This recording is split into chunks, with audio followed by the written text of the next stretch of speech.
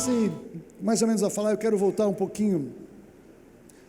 Nós fomos criados por Deus, a humanidade foi criada por Deus e foi colocada no jardim do Éden, e foi colocada naquele jardim maravilhoso. A gente vê que todas as expressões de religião querem colocar um monte de regras para as pessoas cumprirem. Aí dizem que os evangélicos têm os 10 mandamentos, aí a gente pode pensar que tem mais ainda, por todos aqueles 500 e tantos que faziam parte da lei cerimonial, e parece que então a gente tem um monte de regras, e é complicado a gente pensar em obedecer a Deus para agradá-lo. E sim, é muito complicado a gente pensar em obedecer, em agradar a Deus para ser salvo, o que não quer dizer que nós não precisamos obedecer para viver a vida cristã, para alcançar a santificação. Mas no Éden tinha somente um único mandamento.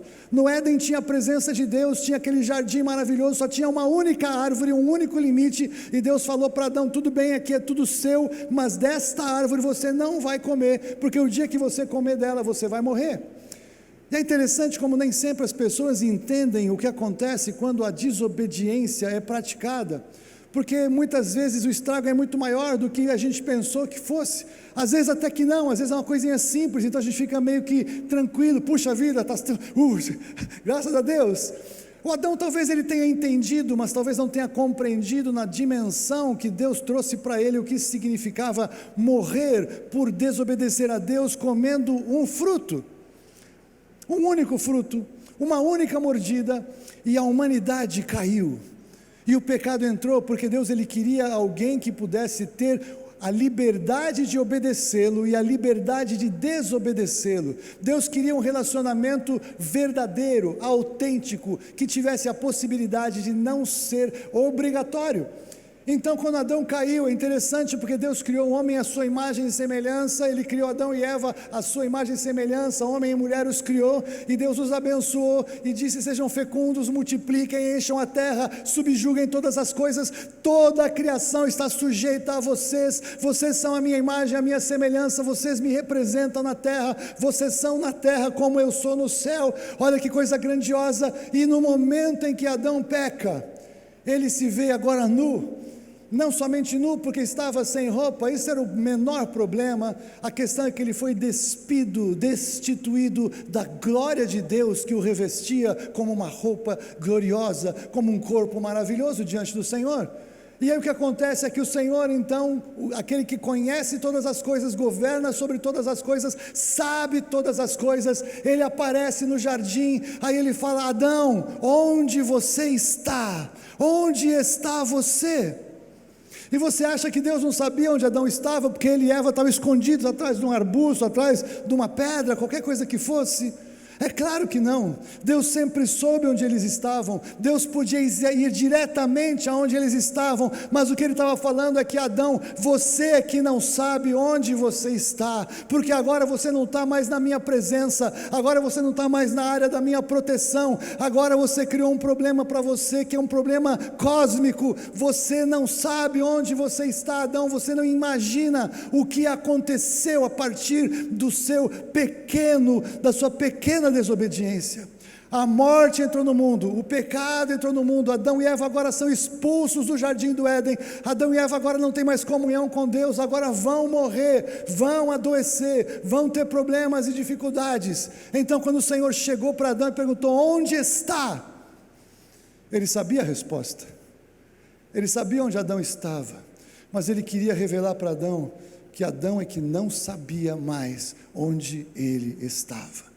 E assim toda a humanidade nasce a partir daquele dia, a partir daquele triste dia. Todos nós nascemos longe de Deus, todos nós nascemos separados do Senhor pelo pecado, todos nós agora não podemos agradar a Deus, e para todos nós, ao longo da nossa vida, de alguma maneira o Senhor está perguntando para nós: onde você está?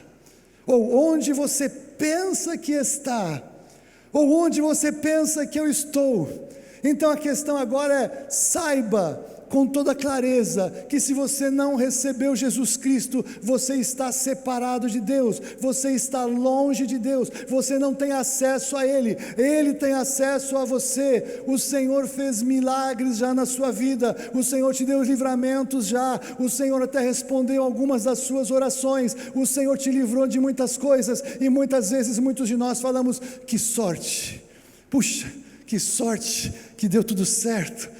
Deus abençoou, não tem sorte, tem a bênção de Deus ou a ausência da mão de Deus. Sorte e azar são frases, são palavras enganosas para que as pessoas não percebam que quando alguma coisa de bom acontece na vida, é Deus te amando, é Deus querendo se revelar, é Deus falando para você: reconheça que eu estou fazendo algo na sua vida, que você chama de sorte, que você chama de acaso, que você diz que você é a pessoa que nasceu virada para a lua, que você fala qualquer outro absurdo, mas é o Senhor mandando toques para que você fale: Deus tocou minha vida, um milagre aconteceu, eu preciso conhecer esse Deus, eu preciso buscá-lo, eu preciso me relacionar. Quem é esse Deus que fez essa coisa na minha vida? Quem é esse Deus que me tocou, apesar de eu não ser religioso, apesar de eu não saber nada? E Deus quer se revelar, e quando Ele se revela, Ele quer que você veja que onde você está, é um lugar que, apesar de ainda ser alvo da graça e da bênção dEle, Ele espera que você saia de onde está e venha na direção dEle. O Senhor não quer que você se torne religioso, vá numa igreja, fique evangélico. O Senhor quer que você conheça Jesus Cristo, o Filho, e que pelo Filho você conheça o amor dEle, e que você seja feita uma nova criação, começar a voltar para o Éden, que o convite do Senhor para você e para mim, para todos nós, é: voltemos para o jardim do Éden. Essa é a proposta. Se você ler a Bíblia, os 3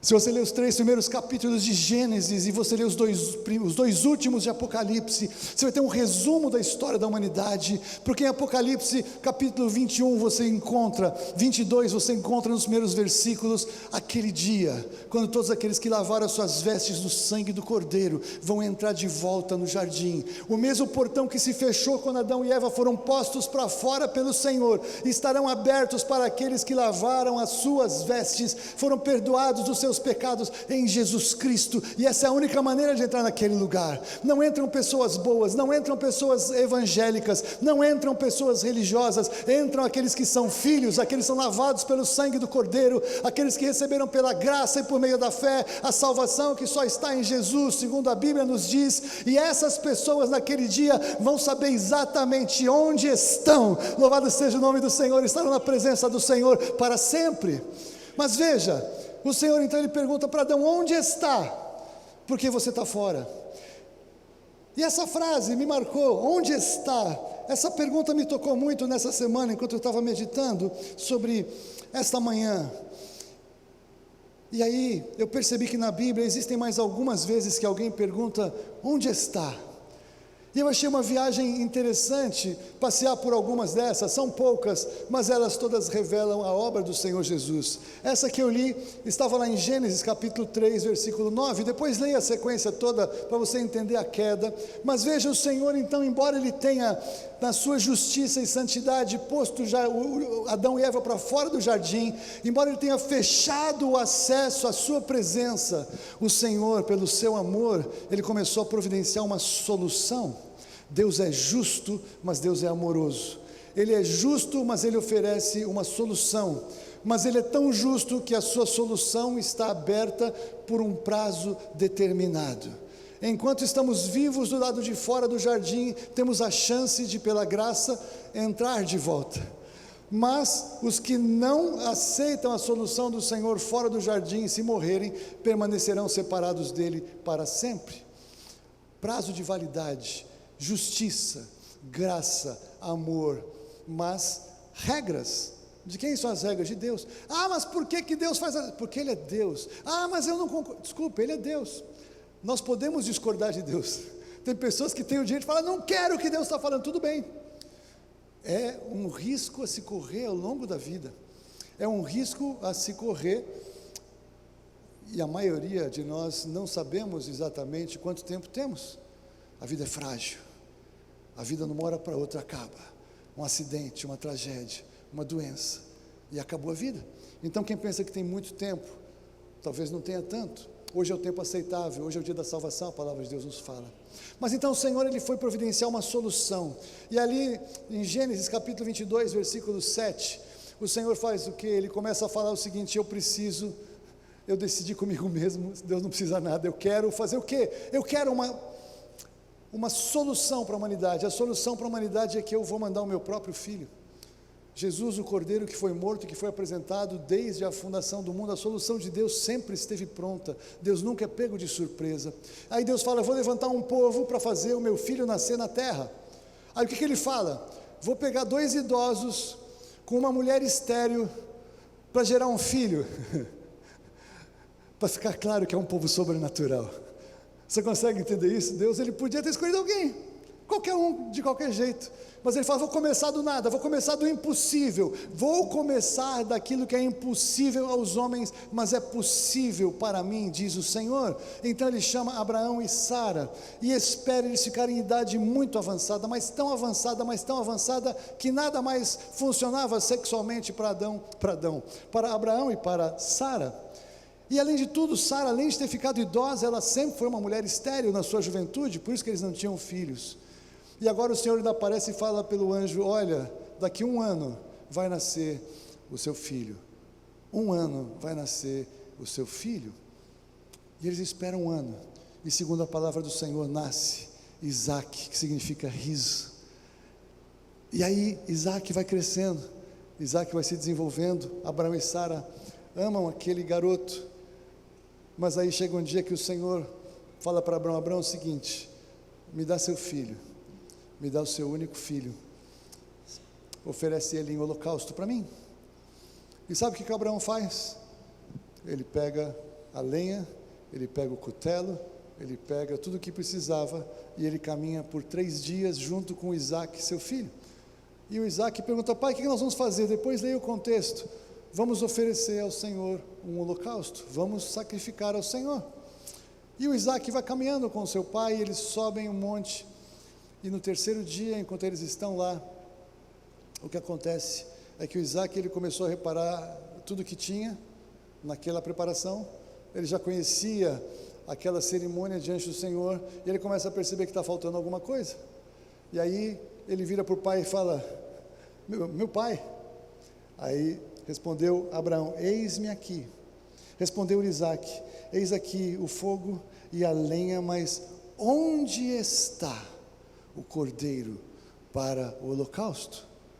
E aí o Abraão pega e amarra seu filho, prepara o altar do sacrifício, deita Isaac naquele lugar, levanta o cutelo para sacrificar o seu filho, e quando ele vai desferir aquele golpe em Isaac, o anjo do Senhor segura a sua mão, e aí ele recebe aquela palavra: agora sei que você teme ao Senhor. E ele fala então: não se preocupe, porque o Senhor já proveu o cordeiro.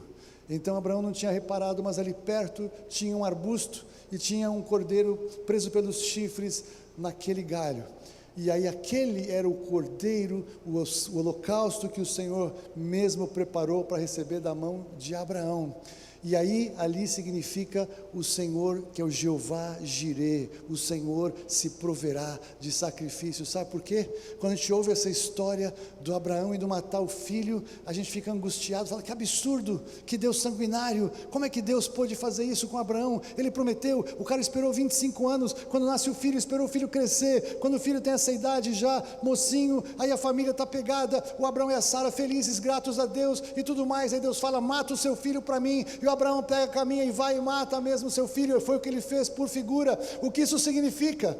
Isso significa que Abraão foi livrado de sacrificar o seu filho por nós e por todos mais, mas Jesus, o Senhor, não foi livrado de sacrificar o seu filho. Ele matou mesmo Jesus, ele sacrificou o seu filho, porque era a única oportunidade para você e para mim sermos feitos filhos, sermos achados. E quando o Senhor perguntar onde você está, poder responder: eu estou aqui, porque agora eu tenho acesso, eu entrei, eu faço parte, o Senhor me conhece, eu sou conhecido, louvado seja o nome do Senhor.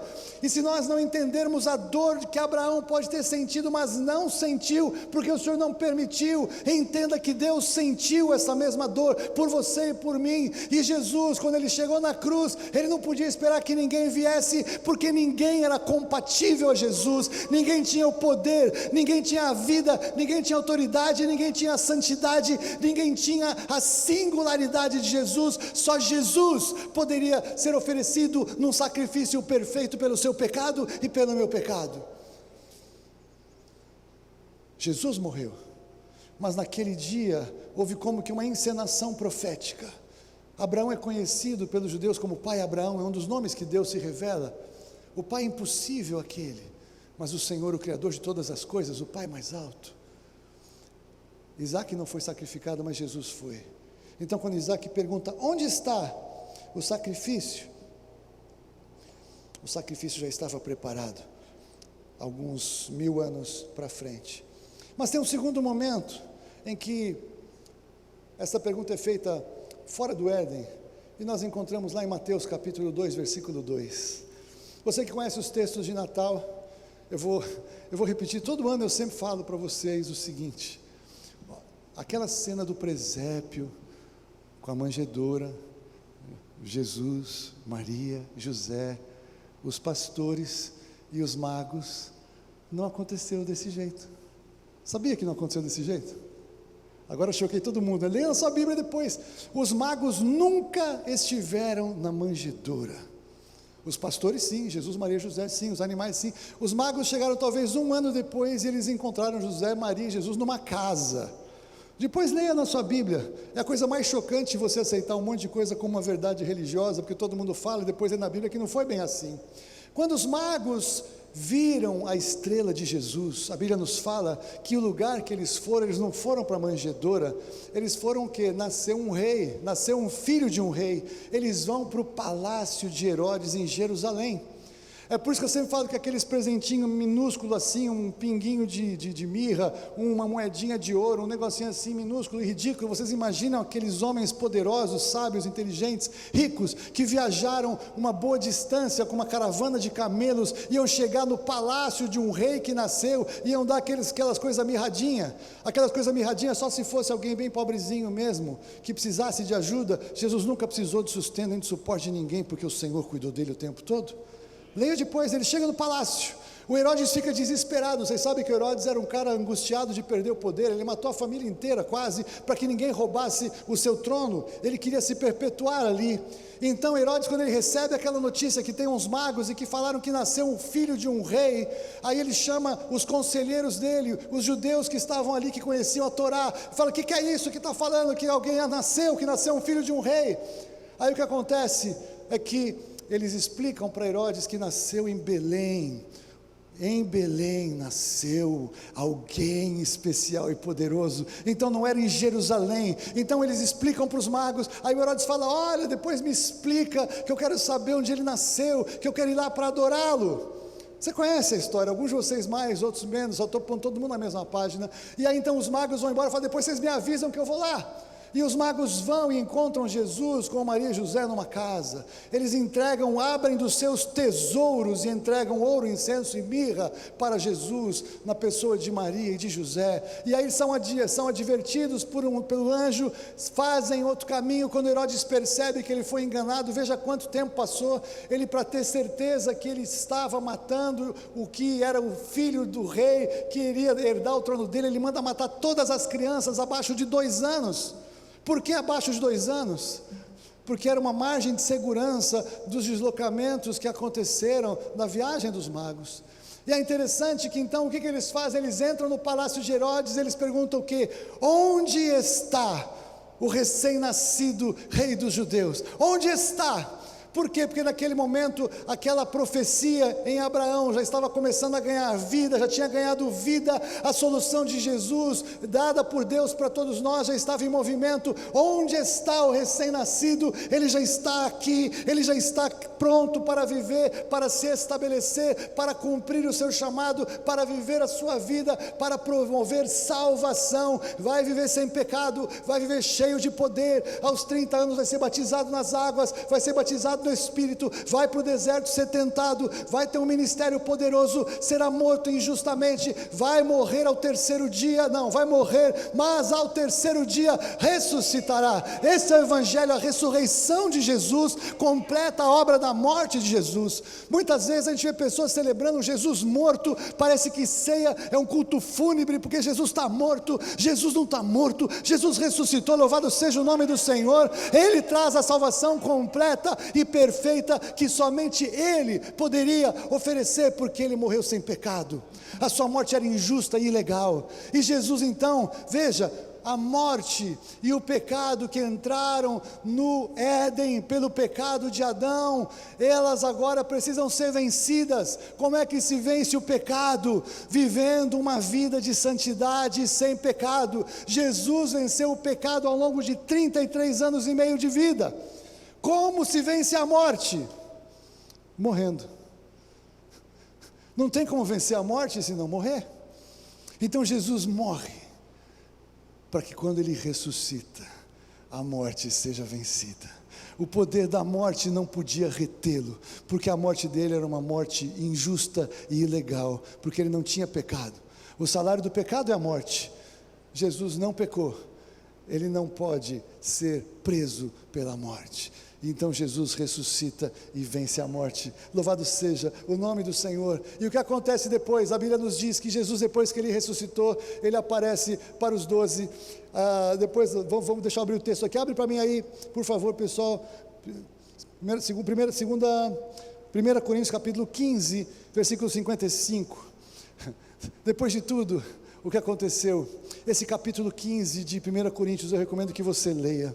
É nesse capítulo 15 que Paulo faz ele vai de capa a capa, ele vai desde do nascimento de Jesus até a volta de Jesus, louvado seja o nome do Senhor. Ele fala a partir do versículo 3, aí o apóstolo Paulo diz alguma coisa como assim: antes de tudo eu vos entreguei o que também recebi, que Cristo morreu pelos nossos pecados, segundo as Escrituras, foi sepultado, ressuscitou ao terceiro dia, segundo as Escrituras, depois apareceu a Cefas e aos 12, depois a mais de 500 irmãos reunidos, e depois dos quais alguns ainda estão vivos, outros no entanto já dormem, e depois apareceu a mim, como alguém nascido fora do tempo. Jesus apareceu para você como alguém nascido fora do tempo? Se você ouviu a pregação de Jesus, se você foi confrontado com o amor dele, se o Espírito Santo te encheu quando você ouviu a palavra, você também é um desses que foram visitados pelo Senhor Jesus, porque o Senhor Jesus, em João 17, quando ele foi para a cruz, a Bíblia diz que ele orou não somente por aqueles que conviviam com ele, mas também por aqueles que haveriam de crer no seu nome ao longo da história, a partir daquele dia. Quando Jesus foi para a cruz e quando ele fez aquela oração em João 17, ele orou por você, ele te viu, e ele falou: vale a pena morrer por você, por você, por você, porque ele te viu. E ele depois apareceu ressurreto para todos aqueles enquanto ele estava aqui na terra, mas depois ele aparece para cada um de nós pela pregação e pela revelação da sua palavra. E aí Paulo então agora ele chega e ele apresenta mais um onde está, porque Jesus venceu todas as coisas. Ele diz o quê? Onde está, ó morte, a tua vitória? Onde está, ó morte, o teu aguilhão? Para quem está em Cristo, a morte é só uma passagem, é só uma transição. Mas no capítulo 15 você pode perceber que se nós estivermos vivos naquele dia que está logo ali à frente, nem mesmo passar pela morte precisaremos, porque seremos transformados e seremos arrebatados para estar com o Senhor no encontro com os ares, nele com os ares, e assim estaremos para sempre com o Senhor. Então onde está agora a morte? Onde está, em primeiro lugar, onde está o sacrifício? Onde está o rei? Onde está a morte? As perguntas que vão sendo respondidas pelo propósito e plano de Deus para você e para mim, vão sendo respondidas, e você já tem condição de dar uma resposta, você já tem condição de tomar uma posição. Mas eu quero colocar mais um onde está ainda, que nós encontramos na Bíblia. Desde aquele dia, Jesus na ceia, ele fala o quê? Anunciai a morte do Senhor até que Ele venha. Ele anunciou isso antes de ressuscitar.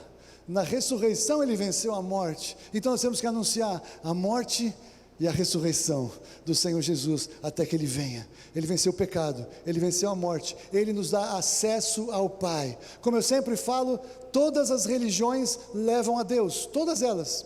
E é uma tragédia levar a Deus, porque todas as religiões levam a Deus no dia do juízo, todas as religiões levam as pessoas para chegar diante do Senhor, assentado na cadeira de juiz, e Ele vai julgar as pessoas pelos seus pecados, pelas suas obras, e chegar diante do Senhor naquele dia, naquele lugar, por qualquer religião que seja, é condenação eterna, é morte eterna, não há aceitação. Porque Jesus diz: eu sou o caminho e a verdade e a vida, ninguém vem ao Pai se não for por mim. A salvação de Jesus, então, ela nos garante acesso ao Pai. Quem nele crê não é julgado, mas o que não crê já está julgado, porquanto não crê no nome do unigênito Filho de Deus.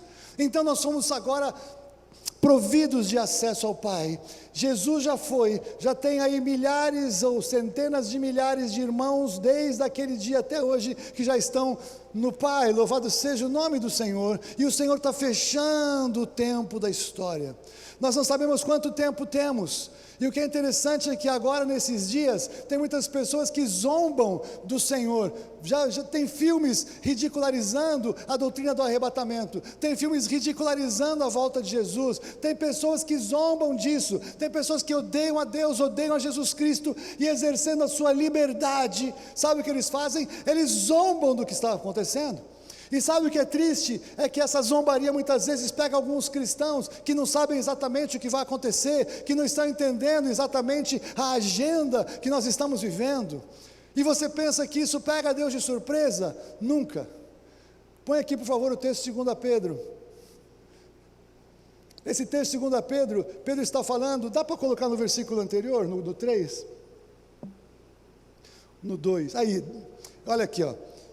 Tendo, 2 Pedro 3, tendo em conta antes de tudo que nos últimos dias virão escarnecedores com os seus escárnios. Sabe o que é isso?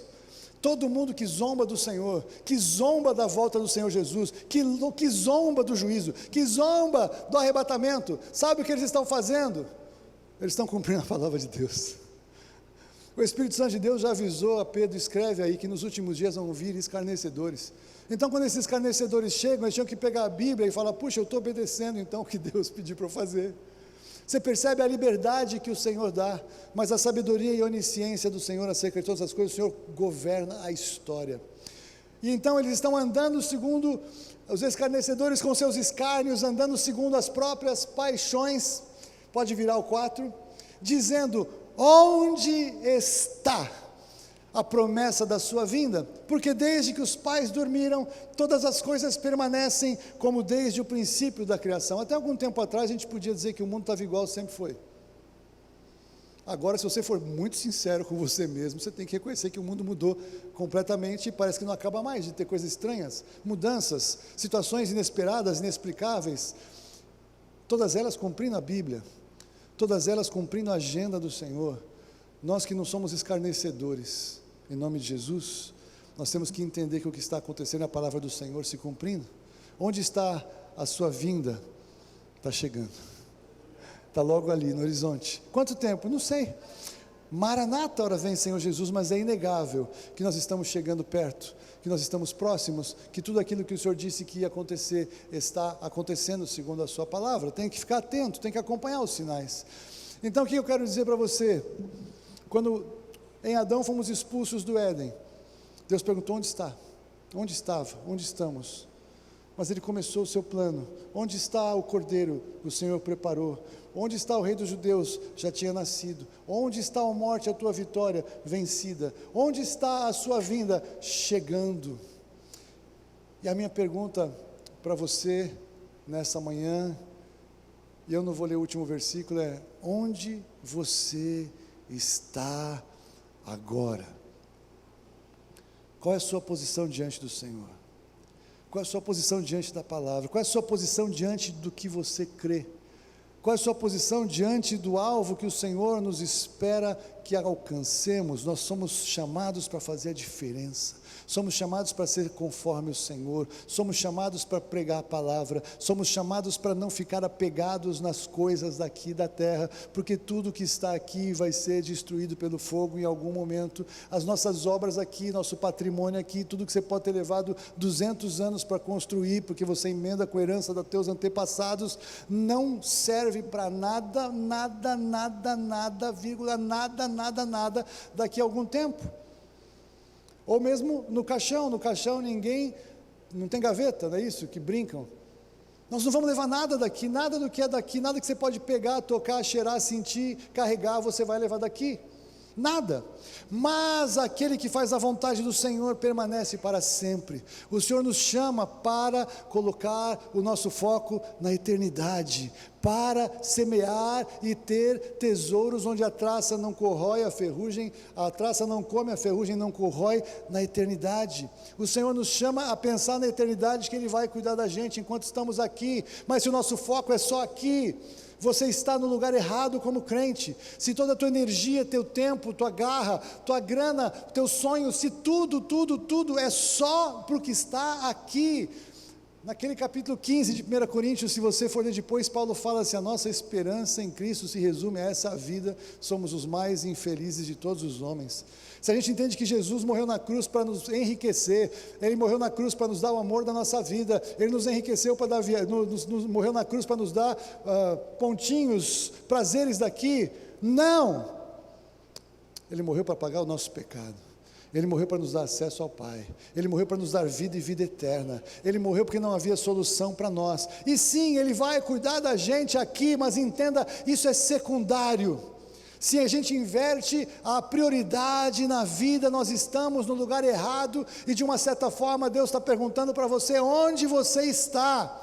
O que você está fazendo? O que você está investindo? Onde está a sua vida? Se a nossa esperança em Cristo é só para viver direitinho aqui, nós somos os mais infelizes de todos os homens. Sabe por quê? Porque Jesus nos prometeu: no mundo tereis aflições, mas tem de bom ânimo, eu venci o mundo. O falso evangelho que está sendo pregado é: entre debaixo do guarda-chuva do Senhor, pare de sofrer.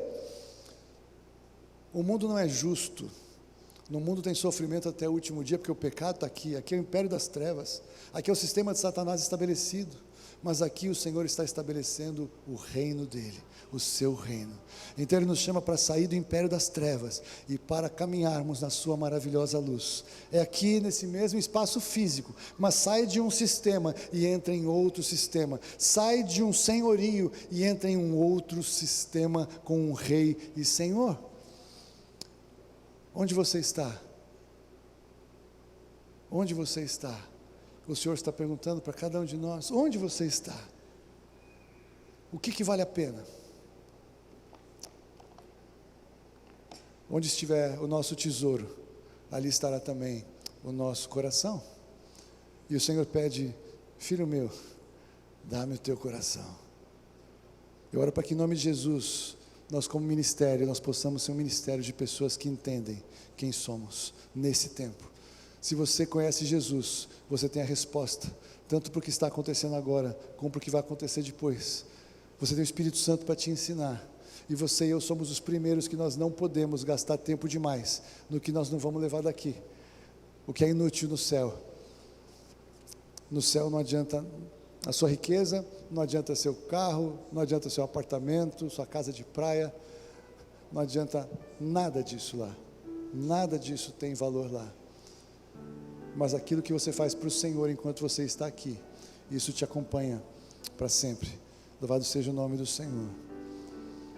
Eu não sei onde estão os seus valores, eu não sei onde está o seu coração. Pelo que eu entendi, quando a Fúvia perguntou, todo mundo levantou a mão, todo mundo crê que vai estar naquele dia. Que bênção, louvado seja o nome do Senhor. Alguns de vocês eu não conheço, eu nunca vi, eu espero que você tenha falado de verdade, aí você me dá um abraço depois, somos irmãos, eu quero te conhecer. Mas talvez você levantou só porque todo mundo levantou, ou talvez você, na verdade, você não tem nem mesmo certeza que você é de Jesus e que você vai estar naquele dia com Ele. Então eu quero te dar uma oportunidade nesse momento. Eu queria pedir para todos abaixarem a cabeça, fechar seus olhos. Você que é de Jesus, ora junto comigo pelas pessoas, não fica preocupado se tem alguém aqui, Mas se você não é de Jesus, ou se você não tem certeza que você é de Jesus ainda, eu queria te convidar para você levantar a mão, porque eu quero ter certeza que eu vou orar com você, eu vou pôr alguém para cuidar de você, porque você precisa conhecer Jesus de verdade. Tem alguém que não tem certeza da sua salvação aqui? Levanta a sua mão, eu quero orar por você e com você.